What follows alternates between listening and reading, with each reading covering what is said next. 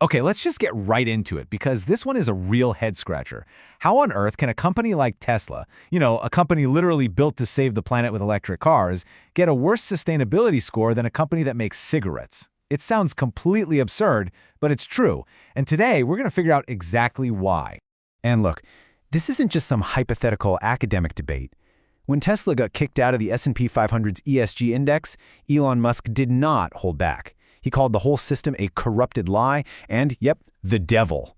It's a pretty intense statement, but it perfectly captures the frustration at the heart of this entire issue. And this isn't a one-off thing, not by a long shot. Just look at the hard data.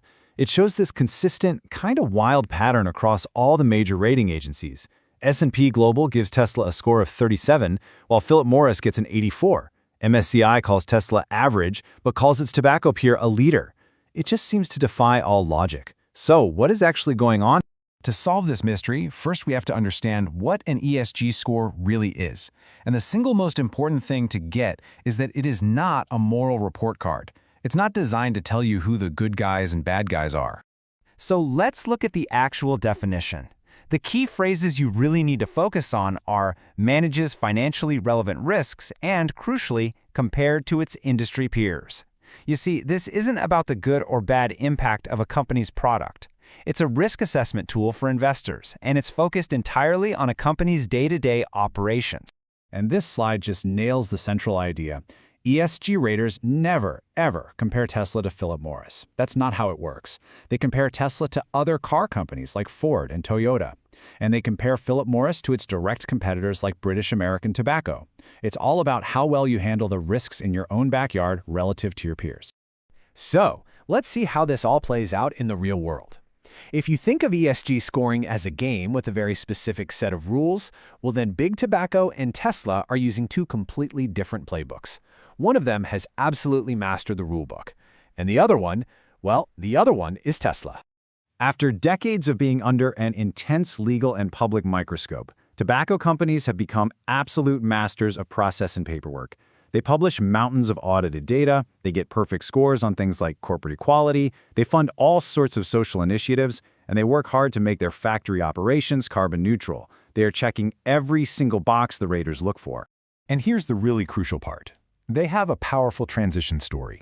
By pouring billions into smoke-free products, they're sending a clear signal to the raters. They're saying, hey, we are actively managing the future risk of our main product becoming obsolete. Now, to an ESG analyst, that looks like incredibly smart, forward-thinking risk management. And then there's Tesla, a company that really just seems to believe its world-changing product should speak for itself. So while the product is revolutionary, the process is where Tesla gets absolutely hammered by the raters. They see a ton of red flags, big governance concerns with a super powerful CEO, really serious lawsuits over workplace culture, a strong anti-union position, and a history of not providing the kind of detailed data the raters want. Each one of these things just drags their social and governance scores down. And even on the environmental front, it's not as simple as you'd think. Tesla reports this huge number for the emissions its cars prevent, but independent analysis suggests that number could be overstated by almost half. This kind of discrepancy is exactly why raters prefer to focus on auditable data from factory operations, not on these big, self-reported impact claims. Okay, so let's put all the pieces together and finally solve this thing. It all comes down to a massive, fundamental misunderstanding of what ESG is even trying to measure in the first place. And here it is. This is the absolute core of the paradox. The ESG ratings we have today are almost all focused on what's called financial materiality. It's the outside-in view. They ask, how do things like climate change or labor strikes pose a risk to this company's profits? But what do most of us think they're measuring? We assume it's impact materiality, the inside-out view. We're asking, how does this company's product affect the planet? They are two completely different questions. And the whole problem gets even worse when you try to boil all of this incredible complexity down into a single number. For a company like Tesla, its revolutionary E for environment is pretty much canceled out by its low S for social and G for governance. The final score just hides all that important detail. But here is the good news. Regulators have seen this exact problem, and there's a massive change on the horizon. The sort of Wild West of ESG ratings is about to get a whole new rulebook. The new gold standard is a concept called double materiality. It sounds complicated, but it's actually pretty simple, and it's revolutionary. It forces companies to report on both sides of the coin.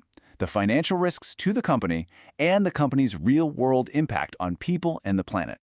And this isn't just an idea. Major regulations, like the EU's Corporate Sustainability Reporting Directive, are making this mandatory. By 2026, thousands of companies are going to have to report on their impact, and the rating agencies themselves are coming under much stricter government oversight. So what's the big takeaway from all this? Ultimately, an ESG score was never meant to be a stamp of approval for an ethical company. It's a niche financial tool that was designed to measure a very specific type of operational risk. It measures how well you play the game, not whether the game itself is actually good for the world. And that really just leaves us with a final, crucial question to think about. In our quest to simplify these incredibly complex issues, we created a single number that often creates way more confusion than clarity. And it really makes you wonder, when a single number tries to measure everything, does it end up measuring nothing at all?